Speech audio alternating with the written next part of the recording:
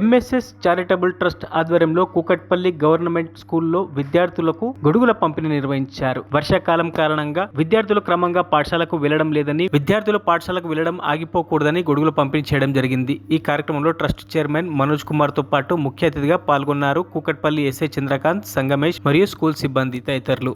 ఇప్పుడు సీజన్ ఏంటి అంటే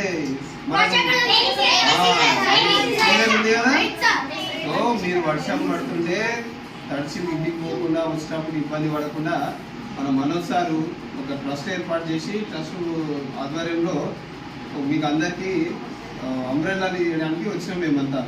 ఓకేనా? ఫస్ట్ మనోజ్ సార్కి చెప్పండి కొట్టండి.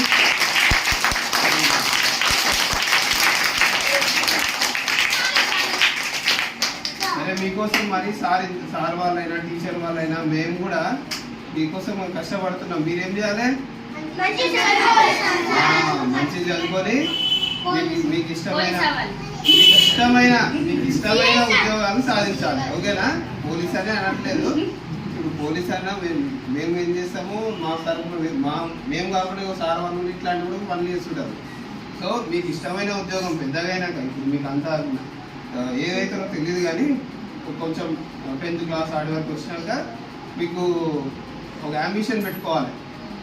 మేము పెద్దగా అయినాక మొత్తం చదువుకొని నేను ఇట్లా చేయాలి, మా అమ్మా నాన్నలకు మంచి పేరు చేయాలి, మా అమ్మా నాన్నలు మంచిగా చూసుకోవాలి, మాకు చదువు చెప్పిన టీచర్లకు మంచి పేరు తేవాలి అని చెప్పేసి మీరు అది మైండ్లో పెట్టుకొని మంచి చదువుకోవాలి.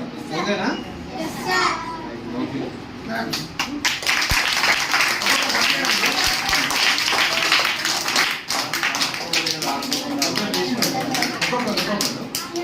ఇంకొకటి, మీరు చిన్న వర్షాకాలం ఉంది కదా, కరెంటు పోల్స్ ఉంటాయి కదా, కరెంటు స్తంభాలు, అక్కడ మాత్రం దాన్ని ముట్టుకోకూడదు వర్షాలు పట్టేటప్పుడు, వర్షాకాలంలో. ఎందుకంటే ఏమైతుంది, కరెంట్ షాక్ తగ్గుతుంది, షాక్ తగ్గి ఇబ్బంది అవుతుంది మీకే. ఓకేనా? దాని తర్వాత ఇంకొకటి ఏంటంటే, మీరు వచ్చేపోయేటప్పుడు ఎక్కడికి, ఇంటి నుంచి స్కూల్కి, స్కూల్ నుంచి ఇంటికి, దాని తర్వాత బయటికి మీరు ఎక్కడైనా ఆడుకునేటప్పుడు అయినా సరే ఏం చేయాలి, జాగ్రత్తగా పోవాలి, జాగ్రత్తగా రావాలి. రోడ్ల మీద బండ్లు వస్తుంటాయి, బండ్లు ఊరుంటాయి, దానికి దూరంగా. అర్థమైందా?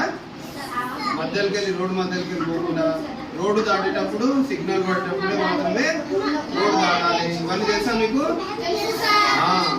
అవి పాటించాలి. బుక్కులలో మస్తు చదువుతాం కానీ అవి పాటించాలి. అవి ప్రాక్టికల్గా మీ అమ్మ నాన్నలు ఎవరన్నా, మీ వాళ్ళు ఎవరన్నా రాంగ్ రోడ్ పోతుంటానో, లేకపోతే సిగ్నల్ పడకుండానే రోడ్డు దాడదామని అట్లా పోవడం చెప్పాలి మీరే. లేదు నాయన, లేదమ్మా, రాంగ్ రూట్ పోకూడదు, లేకపోతే ఎర్ర సిగ్నల్ పడ్డది ఆగాలి, లేకపోతే యాక్సిడెంట్ అయితే, లేకపోతే మనమన్నా యాక్సిడెంట్ చేస్తాము అని చెప్పాలి. అర్థమైందా?